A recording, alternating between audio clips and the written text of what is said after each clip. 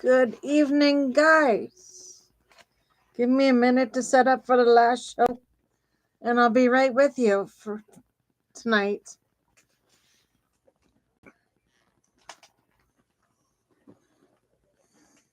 One second.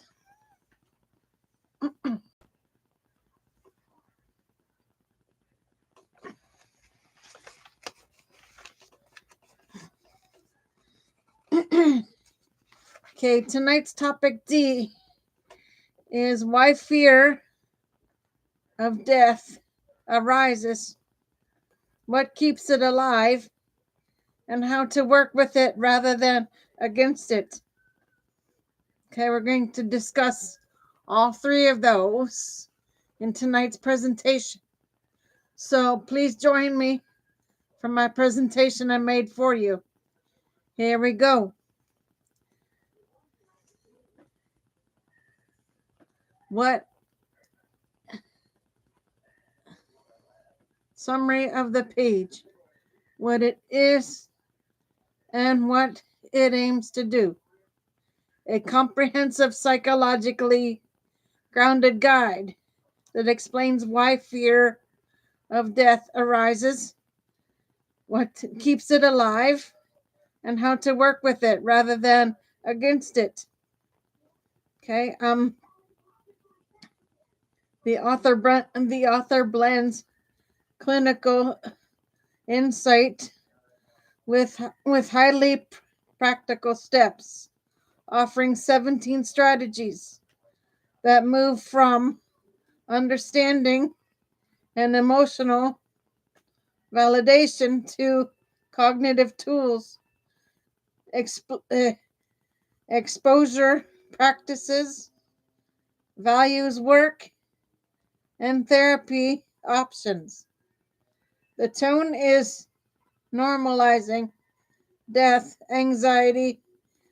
It's framed not as a flaw, but as a deeply human response that becomes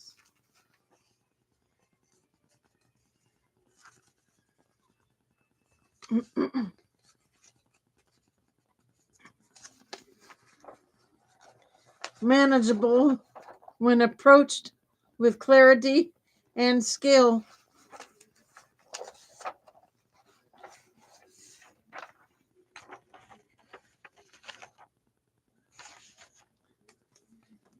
Core causes and how the article organizes them.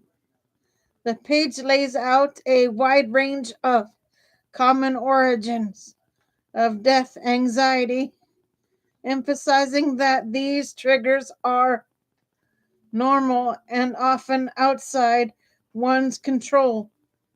They include severe illness or medical events that bring mortality into focus, trauma such as accidents or assaults that heighten awareness of danger,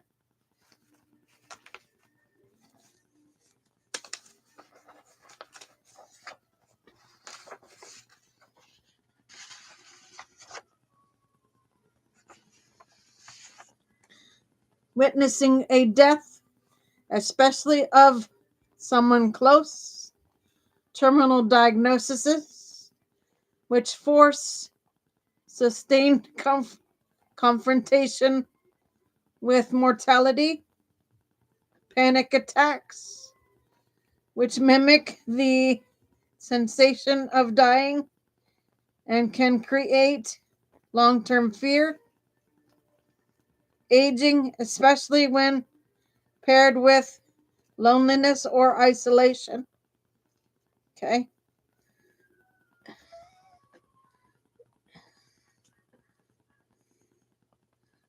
Evolutionary whirling, which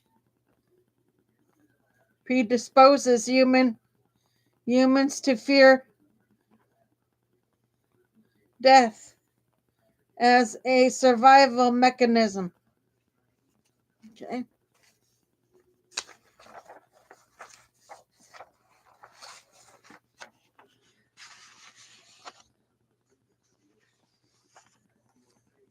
The article stresses a key distinction. The origin the origin of the fear is not the same as what maintains it. Understanding the past can be validating, but change happens by addressing present day habits. Habits that maintain death anxiety. The problem, the strategies, target. The guide identifies 3 reinforcing habits that keep death anxiety active. Chronic worry, represented repeated mental rehearsal of frightening scenarios that teaches the brain to treat death related thoughts as threats.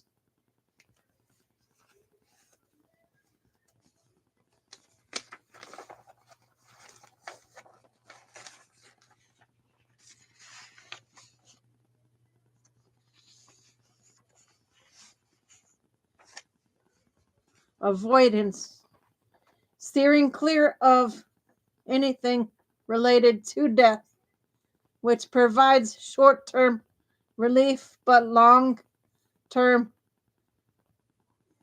sensitization.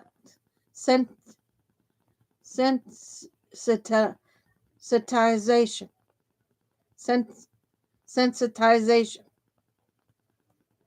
Reassurance seeking, relying on others to soothe fears, which undermines internal confidence and increases dependence. These habits create a cycle: fear, avoidance, worry, temporary relief, stronger fear next time. How the 17 strategies map to change processes grouped for clarity.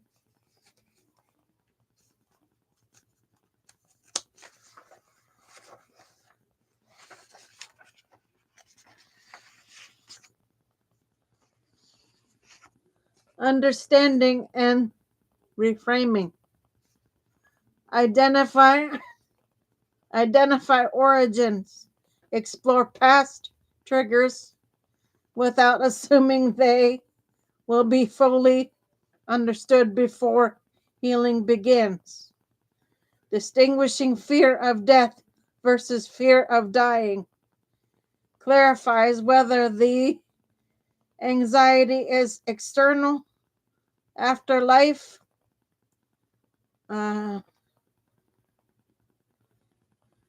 non-existence, or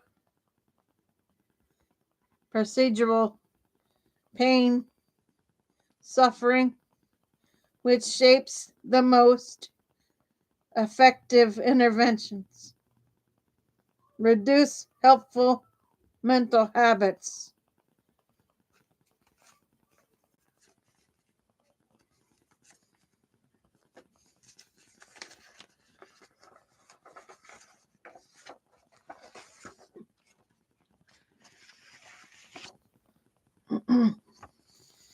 Validate emotions.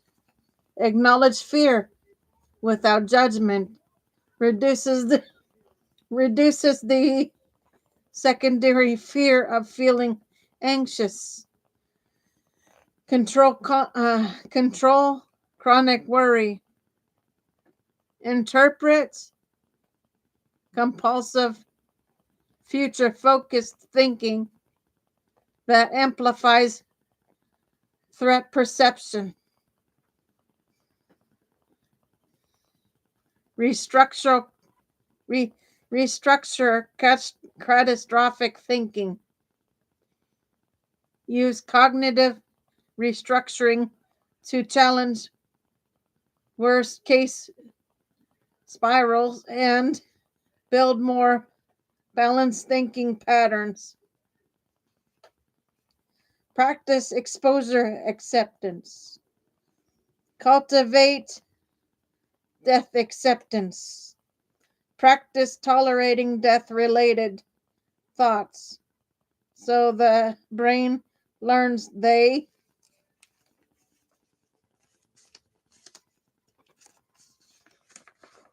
are uncomfortable but not dangerous.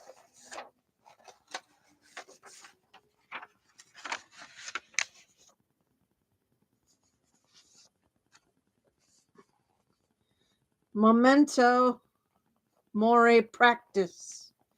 Use small daily reminders of mortality to reduce avoidance and increase appreciation for life. Read obituaries, schedule death chats, gentle, repeatable exposures that normalize the topic and reduce isolation. Healthy coping and action. Avoid maladaptive coping. Don't use claiming techniques to escape anxiety. Validate first, then cope.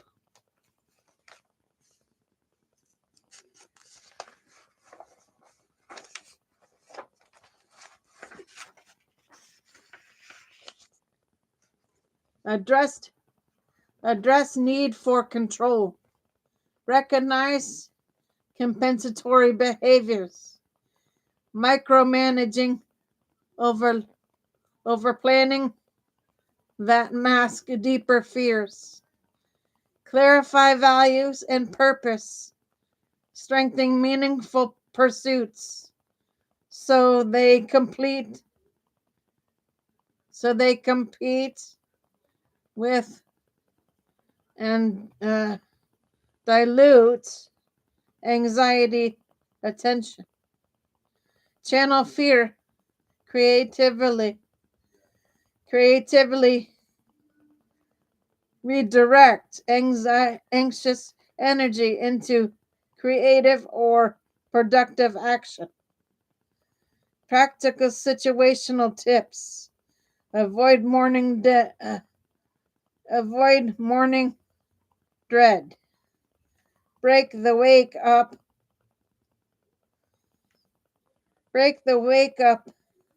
and worry loop by getting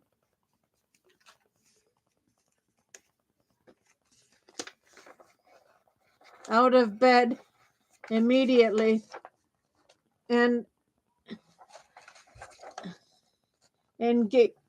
engaging the mind.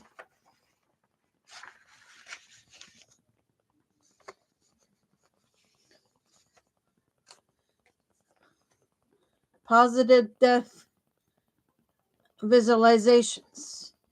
Imagine peaceful or meaningful death scenarios to counterbalance catastrophic imagery. Professional and therapeutic options. External therapy recommended when fears relate to meaning, purpose, or philosophical concerns. It directly addresses mortality, responsibility, and the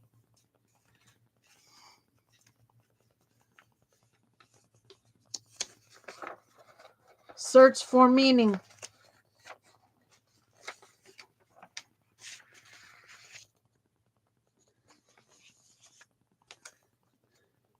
Key practical takeaways. What to try first.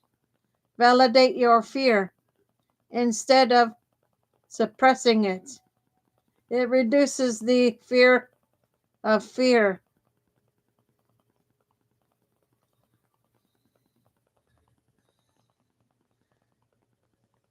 It reduces the fear of the fear. Interrupt avoidance with small, consistent exposures, like reading obituaries or having brief conversations about mortality. Work on thinking habits by catching catastrophizing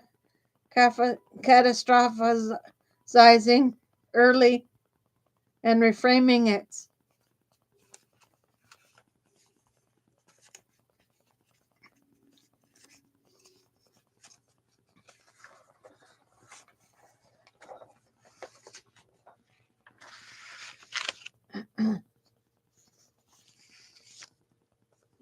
Build a values driven life.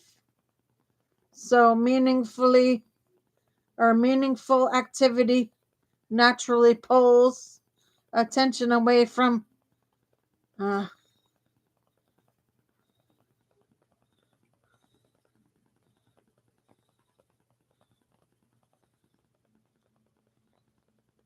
romanticization. Safety and next steps. If fear of death is causing significant distress, panic, or disruption of daily life, it's important to reach out to a qualified mental health professional. The guide highlights that CBT can help with catastrophic thinking and worry, while external therapy is well suited for meaning related fears.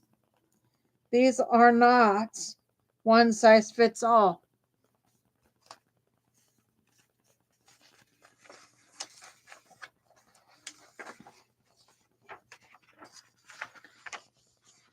Solutions, but pathways that can be tailored to the individual.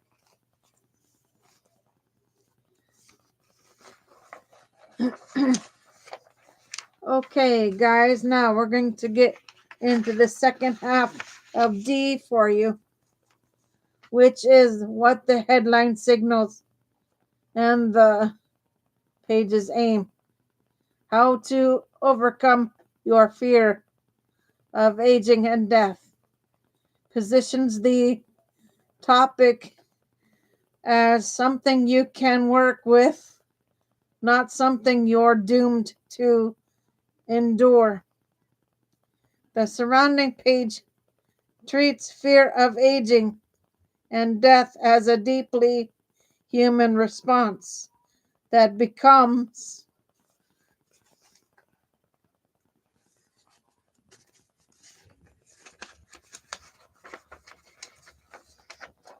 manageable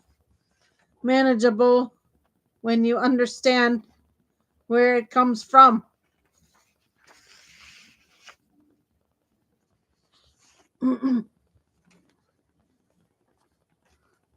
how it how it's reinforced and what practical steps help loosen the grip. The article blends psychology, behavioral science, and gentle exposure practices into a roadmap of 17 strategies that move from insight to action, from avoidance to acceptance, and from dread to meaning.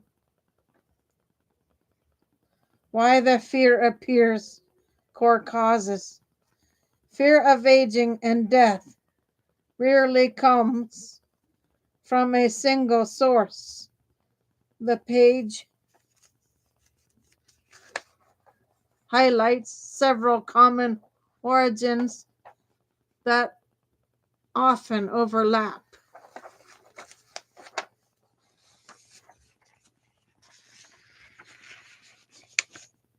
Health events, a diagnosis, accident, or even a panic attack can make mortality feel suddenly close, shifting death from an abstract idea to a felt possibility. Loss and witnessing death. Seeing someone else die, especially a loved one, can activate fears about your own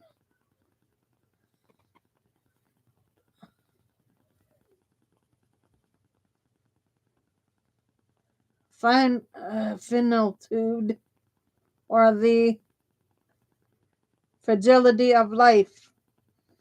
Aging in isolation, physical changes, retirement, shrinking, social social circles, or loss of identity can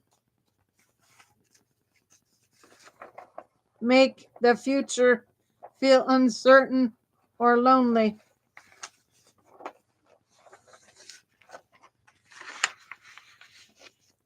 External concerns. Questions about meaning, legacy, non existence, or what if anything comes after death can create a sense of groundlessness. Evolutionary whirling. Humans are built to detect and avoid threats. The brain treats anything related to mortality as urgent, even when the danger isn't immediate. These causes don't amplify or limply pathology. They reflect a normal adaptive system.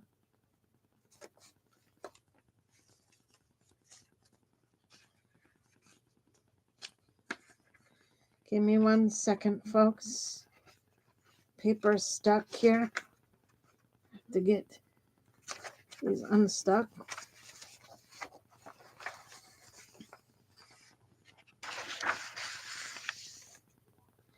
Reacting to life's most universal realities. What keeps the fear alive? Maintenance habits.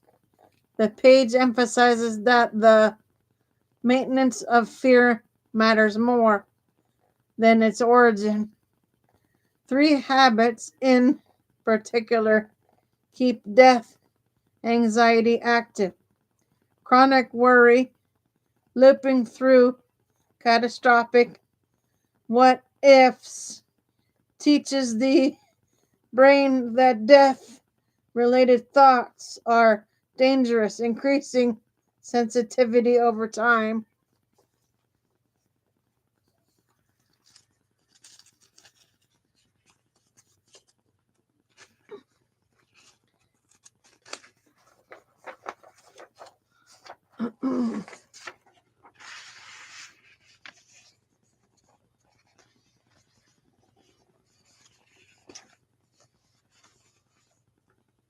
Avoidance, steering clear of conversations, news, or reminders of mortality brings short term relief but prevents the brain from learning that these thoughts are tolerable.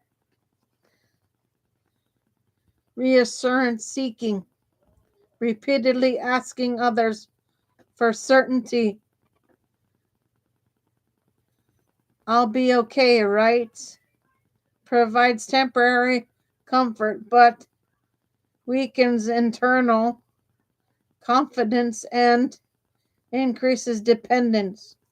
These habits create a self reinforcing cycle: fear, avoidance, worry, temporary relief, stronger fear next time.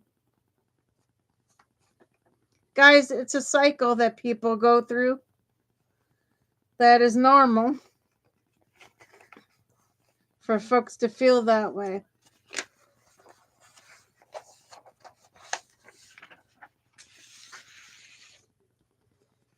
How the 17 strategies are organized. Practical map. Understand and reframe.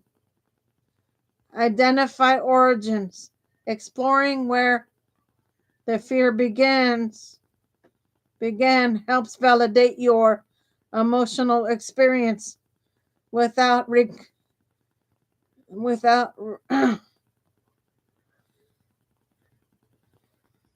requiring you to solve the past.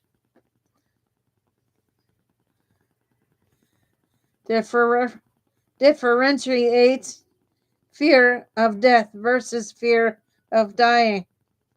External fears, non-existent, meaning require different tools than fears about suffering, pain, or loss of autonomy.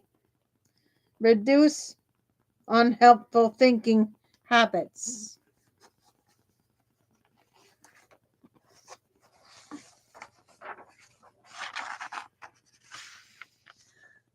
Validate emotions. Acknowledge fear. This is scary, and that's okay.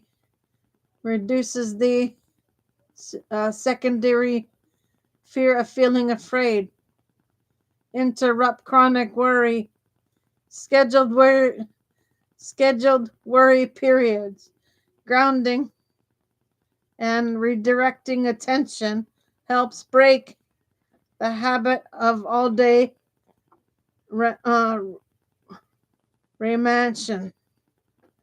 Cognitive restructuring.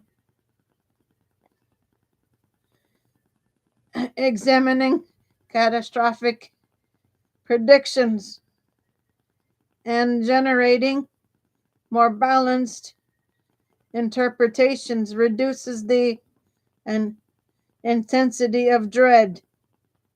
Exposure and acceptance practices.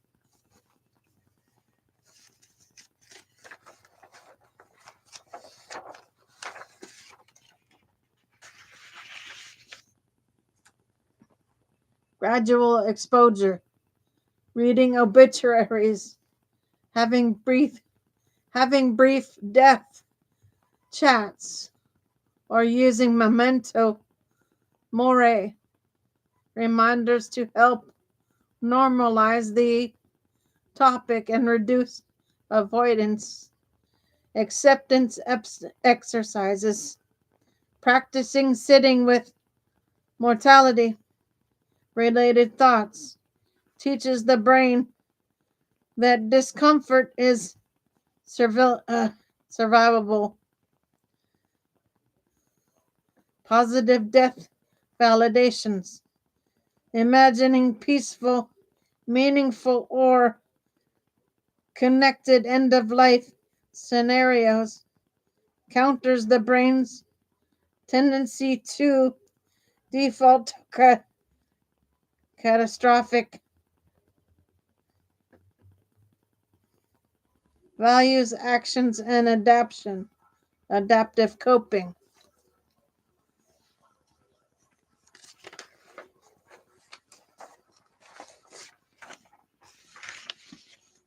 Clarify values and purpose.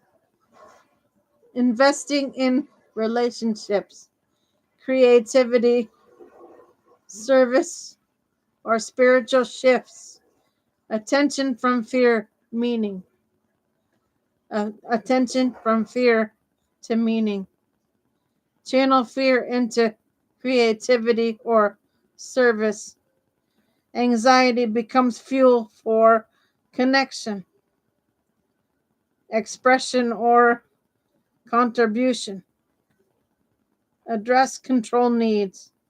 Noticing when micromanaging or overplanning is standing in for deeper fears, helps loosen rigid coping patterns, practice, practical situational tips.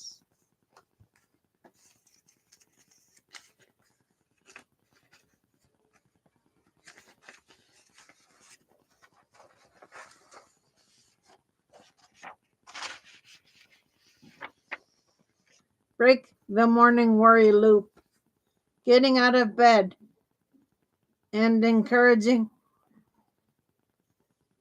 or engaging in the mind immediately interrupts early day spirals. Avoiding maladaptive claiming, distraction, or reassurance can soothe temporarily, but long term change comes from validating the fear first, then coping.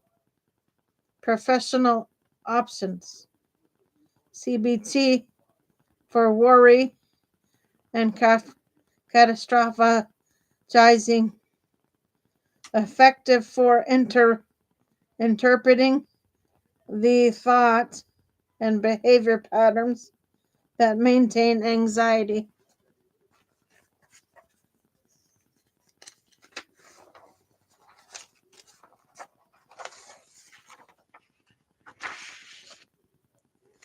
External therapy, helpful for when the core struggle is meaning, identity, or nature of existence itself. First steps you can try this week: name and validate one specific fear. I'm afraid of losing independence as I age. And notice how naming it softens its intensity. Schedule 15-minute worry period to certain rumination rather than letting it run your day. Do one small exposure. Read a short obituary. Watch a gentle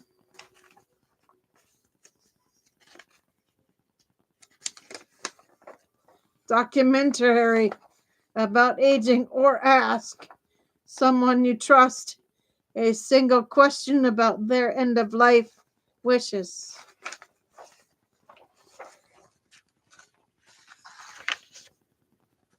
List 3 values you want to express this month: connection, creativity, rest, and choose one tiny action that aligns with one of them. These steps are intentionally small. The goal is consistency, not perfection.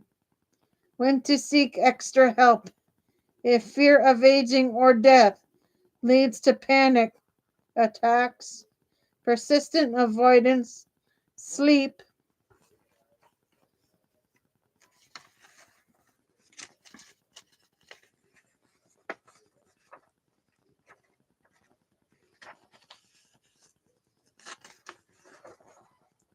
disruption, or difficulty functioning, it's important to talk with a qualified mental health professional.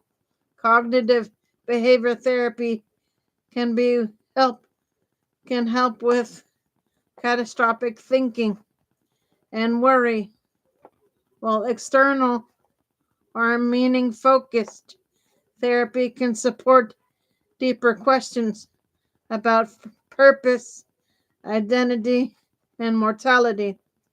Professional support doesn't ease fear, it helps you relate it with more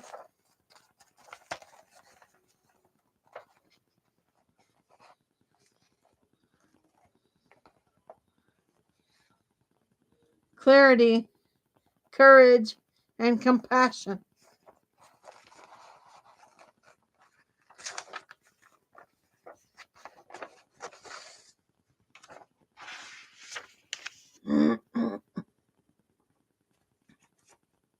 Would you like me to shake these into ideas, into weekly practice that fits the rhythm of your days and the kind of caregiving, teaching, and meaning making you work, making work you already do? Okay, guys, that's the last one for tonight. I will see everybody tomorrow for shows.